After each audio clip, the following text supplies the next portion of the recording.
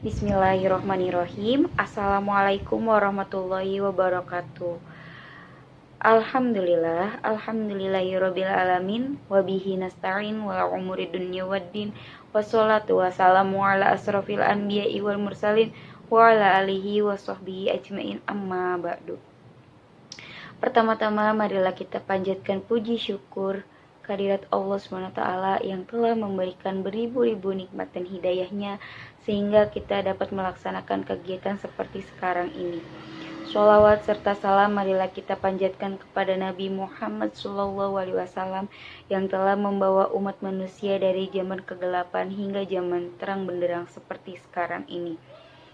Baiklah, kami kelompok 6 yang beranggotakan Nur Indasari, Nopi Haryanti, dan Omsi Widianingsi akan menjelaskan tentang materi keanekaragaman hewan tingkat tinggi. Pemateri yang pertama yaitu Nur Indasari, yang kedua adalah Nopi Haryanti, yang ketiga adalah Omsi Widianingsi. Baiklah, untuk mempersingkat waktu, marilah kita mulai presentasi. Kepada pemateri pertama, kami persilahkan. Bismillahirrahmanirrahim. Perkenalkan, nama saya Nur Indasari, NPM 1986210012. Di sini saya akan menjelaskan tentang keanekaragaman hewan tingkat tinggi. Hewan tingkat tinggi atau sering disebut juga sebagai hewan vertebrata adalah kelompok hewan yang memiliki tulang belakang. Tulang belakang ada ruas-ruas tulang yang berderet sepanjang punggung mulai dari leher hingga ekor. Pada tulang belakang memiliki fungsi untuk menyokong tubuh dan melindungi sistem saraf. Ada sekitar 45.000 spesies hidup merupakan vertebrata. Spesies dari beberapa kelas bisa ditemukan dari kutub utara dan Antartika ke daerah tropis. Ada beberapa ciri-ciri vertebrata. Yang pertama itu tubuh memiliki kepala, badan, dan 2 pasang alat gerak, dan ada beberapa spesies mempunyai ekor. Yang kedua adalah sistem pencernaan memanjang dari mulut hingga anus dilengkapi dengan kelenjar pencernaan, seperti yang terlihat pada gambar.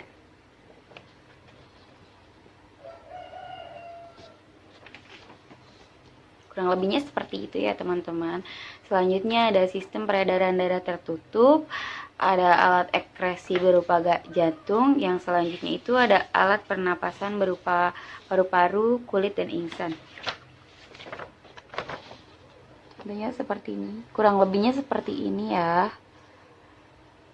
gambarannya. Selanjutnya ada sepasang alat reproduksi dari kanan dan kiri. Contohnya kurang lebih seperti ini ya. Ya begitu. Selanjutnya ada sistem endokrin berfungsi menghasilkan hormon. Contohnya seperti ini.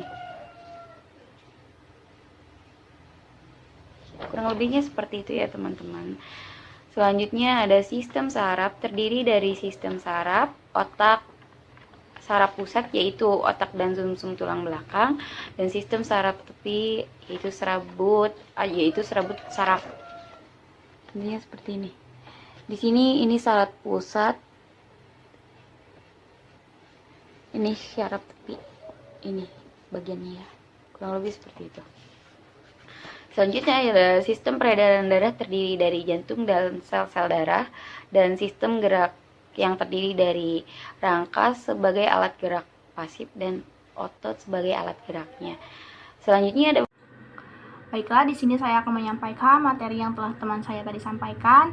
Nah, materi selanjutnya yaitu tentang vertebrata dapat diklasifikasikan ke dalam 5 kelompok berdasarkan kulit yang menutupi mereka, bagaimana mereka bereproduksi atau bagaimana mereka menjaga suhu tubuh, dan karakteristik anggota badan mereka seperti tangan dan kaki atau seperti sayap dan sirip.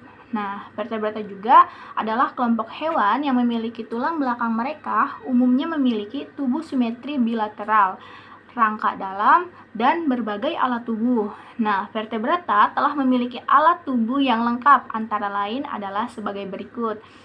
mempunyai sistem pencernaan memanjang dari mulut hingga anus, lalu memiliki sistem peredaran darah tertutup, alat ekskresi berupa ginjal, alat pernapasan berupa paru-paru dan insang, sepasang alat reproduksi di kanan dan kirinya, sistem endokrin yang berfungsi menghasilkan hormon, serta yang terakhir itu ada sistem saraf yang terdiri dari sistem saraf pusat atau otak dan sumsum tulang belakang, serta susunan saraf tepi atau serabut saraf. Nah, vertebrata juga dikelompokkan atas beberapa kelas. Yang pertama ada kelas ikan. Nah, ikan ini memiliki habitat di air dengan alat pernapasan berupa insang. Nah, hewan ini juga mempunyai sirip yang berfungsi untuk menentukan arah gerak di dalam air dan memiliki gurat sisi untuk mengetahui tekanan air. Nah, ikan ini termasuk hewan berdarah dingin, yaitu suhu tubuhnya disesuaikan dengan lingkungan. Hewan ini atau ikan ini berkembang biak dan bertelur atau ovivar. Berdasarkan jenis tulangnya, ikan dibagi menjadi dua. Yang pertama itu ada tulang ikan rawan, contohnya ikan pari atau ikan cucut, serta ikan hiu. Ikan hiu nih. Nah, kelas yang kedua itu ada amfibia. Kelas amfibi yaitu jenis hewan yang satu ini adalah hewan yang dapat bertahan hidup di dua alam seperti katak. Nah, katak ini jika masih kecil pernapasannya menggunakan insang, tetapi jika telah dewasa akan berubah dan akan menggunakan paru-paru sehingga katak dapat hidup di dua alam, yaitu di darat dan di air.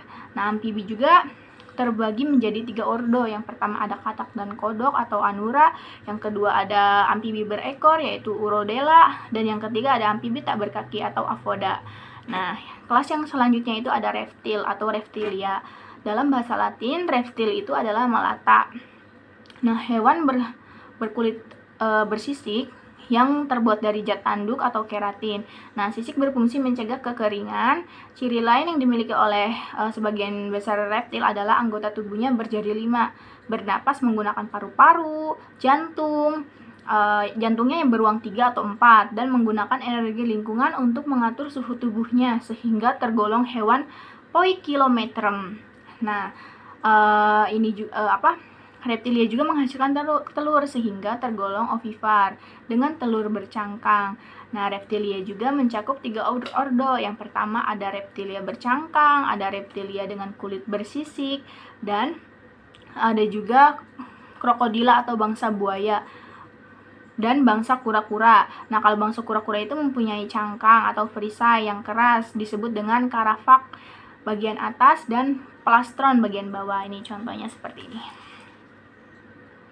Ini krokodila, ini kura-kura nih.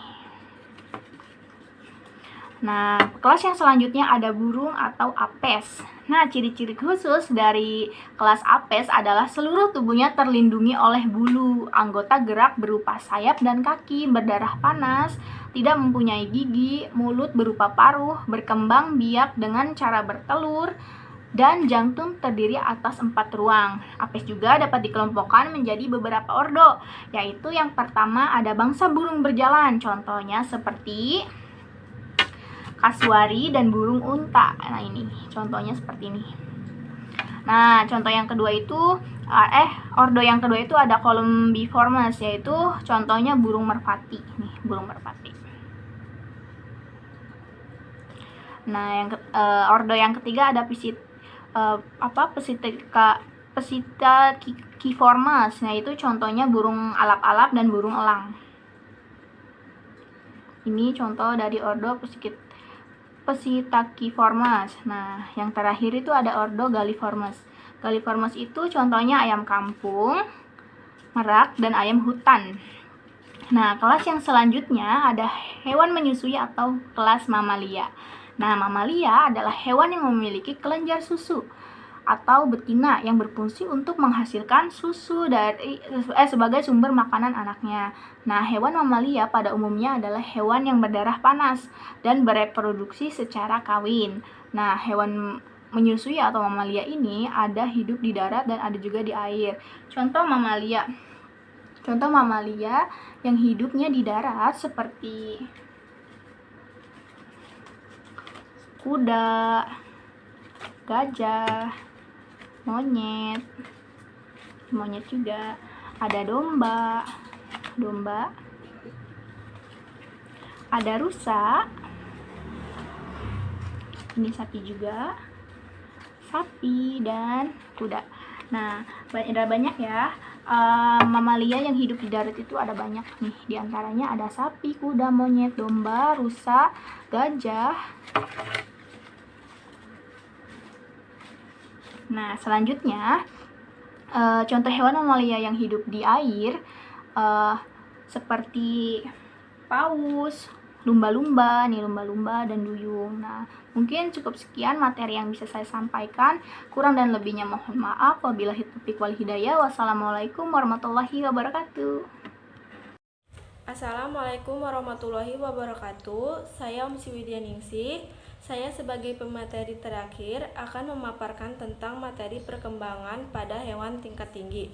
Perkembangan pada hewan tingkat tinggi pada pembuahan atau fertilisasi terjadi di luar atau di dalam tubuh induk betinanya.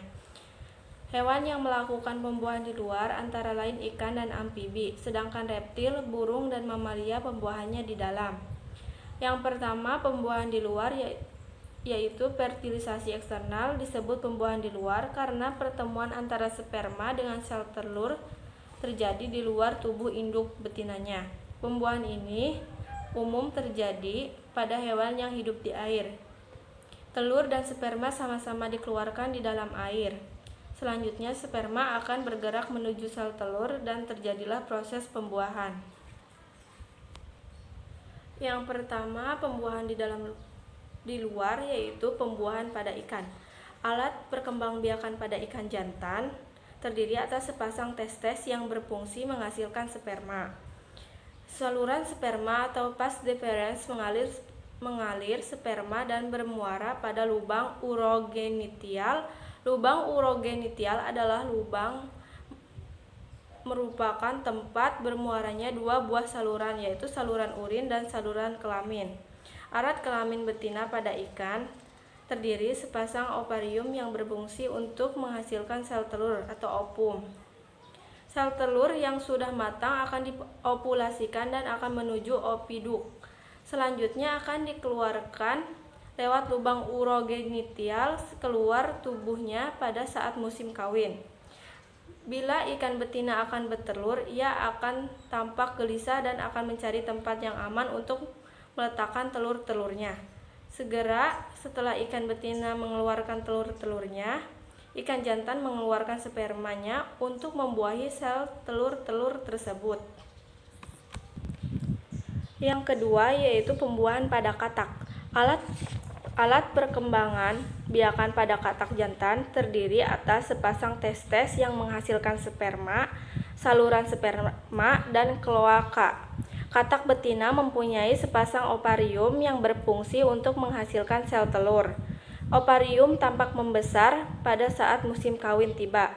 Telur-telur yang dihasilkan akan dikeluarkan lewat saluran telur dan menuju kloaka. Tubuh katak betina lebih besar daripada jantan. Pada saat akan melakukan pembuahan, katak jantan dan betina saling berdekatan. Selanjutnya, katak jantan akan naik ke punggung katak betina dan berenang bersama di kubangan atau di dalam kolam. Kemudian katak betina akan mengeluarkan telurnya dan katak jantan akan segera mengeluarkan spermanya untuk membuahi sel telur-telur tersebut. Pembuahan kedua yaitu pembuahan di dalam atau fertilisasi internal. Pembuahan di dalam adalah proses pertemuan antara sperma dengan sel telur yang terjadi di dalam tubuh hewan betina. Yaitu yang pertama pembuahan pada burung. Pembuahan pada burung, alat perkembangan biak pada burung yaitu terdiri atas sepasang testes, saluran sperma, dan kloaka.